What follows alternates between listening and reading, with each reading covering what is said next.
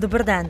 Zanimivo je bilo danes na seji ekonomsko-socialnega sveta, na kateri bi morala premijerka Alenka Bratušek predstaviti predlog proračuna.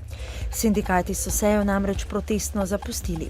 Nezadovoljni so z obsežnim gradivom, ki so ga prejeli šele v četrtek in ga niso imeli časa preučiti. Brez udeležbe enega od socialnih partnerjev pa seje ni mogoče izvesti. Nekako ocenjujemo, da vlada ne prevzame odgovornost za to, kaj počne in ne pravočasno seznanja socialne partnerje v bodoče. Mi to že pol leta ali pa več prenašamo ta pristop in nekako smo ocenili, da je prišel čas, ko je treba to jasno povedati. Zanimiv je odnos sindikatov do tega proračuna, glede na to, da smo na vladni strani res naredili vse, kar je bilo mogoče, da ne posegamo v socialno državo, ne zmanjšujemo pravic. Tako da z tega vidika sem nad njihovim odnosom današnjim razočarana. Minister za notranje zadeve Gregor Virant je odločitev Vrhovnega sodišča, da mora država izplačati 3/4 zneska za odpravo plačnih nesorazmerij v javnem sektorju za nazaj, označil kot finančni šok za državo. Ocenjuje, da bo končni strošek nekoliko nižji od ocenjenih 170 milijonov evrov. Poudarja pa, da država denarja nima.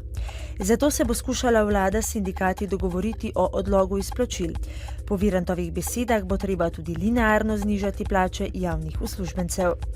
Poslanci medtem nadaljujejo delo. Danes obravnavajo predloge novel zakonov o političnih strankah ter volilni in referendumski kampanji, pa tudi predlog zakona o evidenci volilne pravice.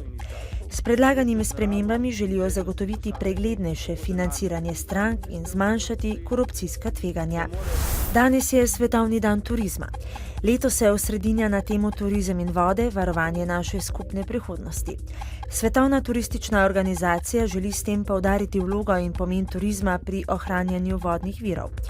Turistična dejavnost je namreč odvisna od kakovostnih vodnih virov, hkrati pa je velik porabnik vode. Po podatkih je bilo lani dobro milijardo mednarodnih turističnih prihodov, v primerjavi z letom 2011 se je njihovo število povečalo za 40 milijonov. V mariborskem Evroparku poteka projekt Noč raziskovalcev 2013. Njegov namen je mladim približati poklic raziskovalca in znanost samo. Noč raziskovalcev je priložnost za sproščeno in zabavno spoznavanje raziskovalnega dela ter raziskovalcev samih.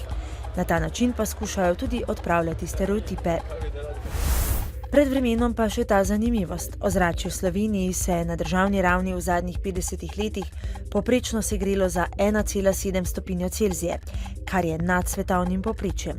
Vzhodni del države se je segrel bolj od zahodnega. Posamezni meseci pa so od dolgoletnega povprečja odstopali tudi za 5 stopinj Celzija. V večjem delu sveta so se temperature najbolj zviševale po zimi, medtem ko se na vzhodu Slovenije temperatura v zadnjih 50 letih najbolj dviga poleti. In še vreme. V soboto bo pretežno oblačno. Predvsem v hribovitem svetu zahodne in južne Slovenije bodo občasne padavine. V nedeljo bo oblačno, občasno bo deževalo, vmes bodo lahko tudi posamezne nevihte. Popoldne in v noči na ponedeljek se bodo padavine okrepile, ter v ponedeljek popoldne postopno ponehale. To so bile novice ob 16. Hvala za pozornost in nasvidenje. Danes v Dnevniku televizije Maribor. V Selnici ob Dravi bodo lastniki gozdov povezani v zadrugo tržili drva, sekance in pelete.